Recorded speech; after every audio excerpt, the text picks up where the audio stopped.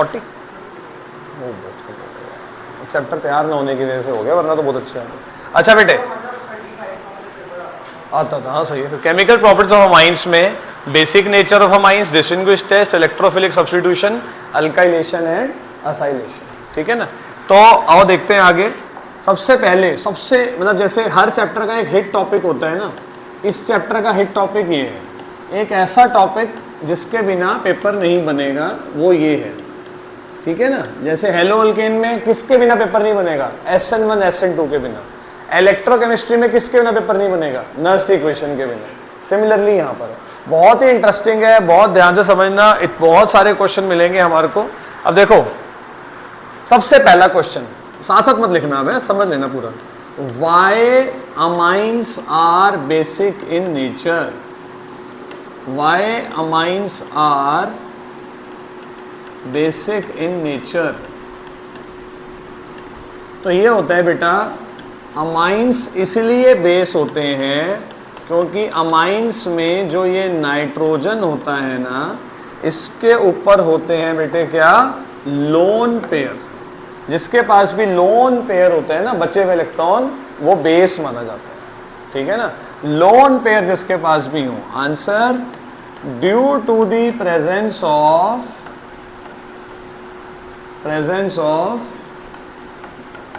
lone pair of electrons on nitrogen of amines, they can act as electron pair donor और H+ acceptor. देखो class 11th के equilibrium chapter को open करो, ionic equilibrium, तो उसमें बताते हैं एसिड क्या है, बेस क्या है। एसिड वो हर चीज़ है जो H+ दे सके, और बेस वो हर चीज़ जो H+ ले सके। अमाइंस में क्या है, अमाइंस में अगर कोई चीज़ आप जैसे इसमें वाटर ऐड करोगे, वाटर यानी कि ये, तो ये वाटर से H+ ले लेगा लोन पेयर की वजह से, और बन जाएगा ये, और छूटेगा क्या, OH-। तो तीनों डेफिनेशन के हिसाब से ये बेस है। लोन पेयर देता है इसलिए बेस है, वाटर से रिएक्शन करने के बाद क्या देता है, इसलिए बेस है, और H+ लेता है इसलिए बेस है। अब ये तो हो गई एक बात शुरुआत के, हाँ भाई अमाइंस बेसिक होते हैं। अब आते हैं आगे, अब बात आती है कंपैरिजन की। कंपैरिजन ऑफ बेसिक स्ट्रेंथ, कुछ वैसे ही कंपैरिजन जैसा कि हमने किया था अल्कोहल वाले चैप्टर में एसिडिक स्ट्रेंथ का। अब यहाँ पर जो कंपैरिजन है ना, वो बहुत समझने वाला है। आप बिल्कुल ध्यान से सुनना, मन में कुछ और मत सोचना। 3 तरह के अमाइंस होते हैं बेटे, तो आपको ये बताना है कि आपको क्या लगता है कि इन तीनों में से स्ट्रॉन्ग बेस कौन सा होगा। देखो सबसे स्ट्रॉन्ग बेस होगा ये वाला, ये 1 डिग्री है, ये 2 डिग्री है, ये 3 डिग्री है। बात ये है कि इलेक्ट्रॉन देने से बेसिक कैरेक्टर आता है। आर ग्रुप का नेचर कैसा है, आर ग्रुप का नेचर कैसा है, R group is electron donating group. So greater the number of R groups attached to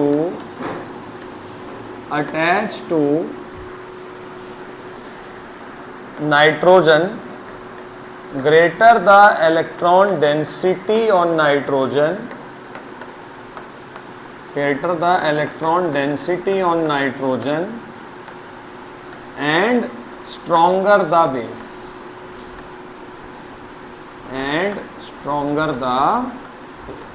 सही बात है कि नहीं। जितने नहीं, इलेक्ट्रॉन डोनेट करेगा ना, जैसे आर ग्रुप इलेक्ट्रॉन देगा तो ये जो इलेक्ट्रॉन डेंसिटी ने यहाँ बढ़ जाएगी, ये कह रहा हूँ मैं। ज़्यादा आर होंगे तो ज़्यादा अच्छा रहेगा, किसके लिए? बेसिक स्ट्रेंथ के लिए, ठीक है ना। कोई बात नहीं, पहले इतना लिख लो फिर करते हैं आगे, ठीक है ना। अभी स्लाइड पीछे कर लेते हैं।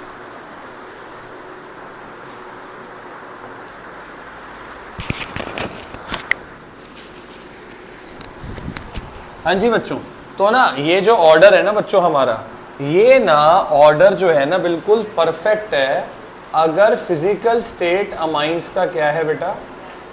गैस है। प्रॉब्लम आती है एक्वस केस के अंदर, वो बड़ा कॉम्प्लिकेटेड सिचुएशन है।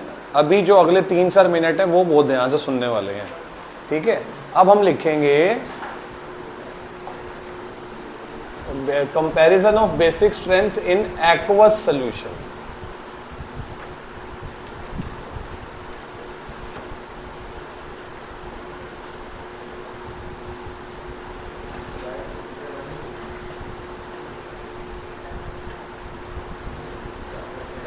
एक्वस सॉल्यूशन में क्या होता है बच्चों? एक्वस सॉल्यूशन में ना वाटर के साथ H बॉन्ड बनाना बहुत जरूरी है, ठीक है। In aqueous solution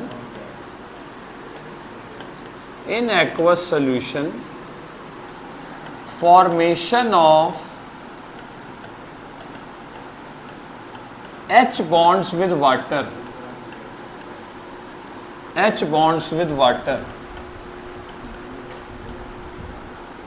will play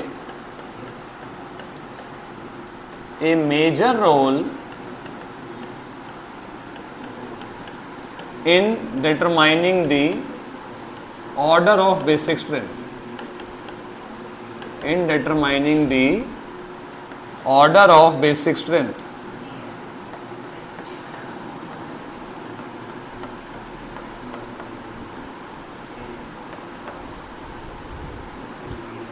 ठीक है ना। अब सुनो, अब श्रेय बेटे बोलो नहीं बिल्कुल। अब जरा इधर देखो, ये मेरे पास 3 अमाइंस हैं, प्राइमरी, सेकेंडरी और टर्शरी। अब इन तीनों में सबसे अच्छा पता है कौन सा बनेगा? सेकेंडरी। सेकेंडरी सबसे अच्छा इसलिए बनेगा क्योंकि सेकेंडरी का जो कॉम्बो है ना वो बहुत अच्छा है। कॉम्बो मतलब 2 आर भी हैं और एक एच भी है। अभी आपको क्या बताया? आर होना तो मोस्ट इंपॉर्टेंट है ही है, क्योंकि आर ग्रुप इलेक्ट्रॉन डेंसिटी बढ़ाता है, वो गलत थोड़ा बोला था। लेकिन साथ में एच हो तो कितना अच्छा रहेगा।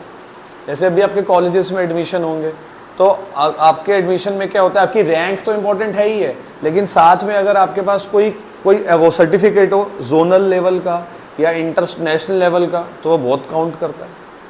तो अभी सबसे बढ़िया किसको कर दिया? सेकेंडरी को। सबसे बेकार किसको कर दिया पता है? टर्शरी को। बिल्कुल सही, क्योंकि इसके पास एक भी एच नहीं है जो ये एच बॉन्ड बनाए, और बीच में आ गया कौन सा? प्राइमरी। ये आपको समझ आ गया आराम से? बिल्कुल आराम से समझ में आ गया आपको। इसमें छोटा सा एक ट्विस्ट है। वो ट्विस्ट ये है कि टर्शरी ये बोलता है कि भैया देखो, तुमने मेरे को प्राइमरी से भी पीछे कर दिया। मतलब कहाँ मैं फर्स्ट आया था, मेरे पास 3 आर है, इसके पास 1 आर है, तुम इसके एच की वजह से तुमने इसको मेरे से आगे कर दिया, तो ये भी चीज़ मेरे को अच्छी नहीं लगी। तो उसका सोल्यूशन फिर ये निकला, एच बॉन्डिंग के साथ मैं उस दिन बता चुका हूँ, जितने कार्बन बढ़ेंगे ना एच बॉन्डिंग बनाना उतना ही मुश्किल हो जाएगा। मतलब अगर यहाँ पर कार्बन की लेंथ बड़ी हो तो सेकेंड इसके लिए, प्राइमरी के लिए या सेकेंडरी के लिए एच बॉन्ड बनाना आसान नहीं है।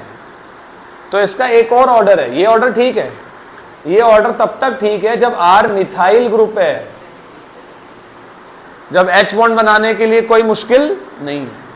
टर्शरी ये कह रहे तुमने प्राइमरी को क्यों जितवा दिया मुझसे, क्योंकि वो एच बॉन्ड बनाता है ना। वो कहता है what about those cases when carbon is more than, मेरे 3 आर की कोई वैल्यू नहीं है। तो फिर कौन जीता बताओ? फिर जो इन्होंने अगला ऑर्डर दिया, उन्होंने बोला ठीक है यार, इतना मत चीख, इतना मत परेशान कर, आज के बाद प्राइमरी ही पीछे है, तू उससे आगे।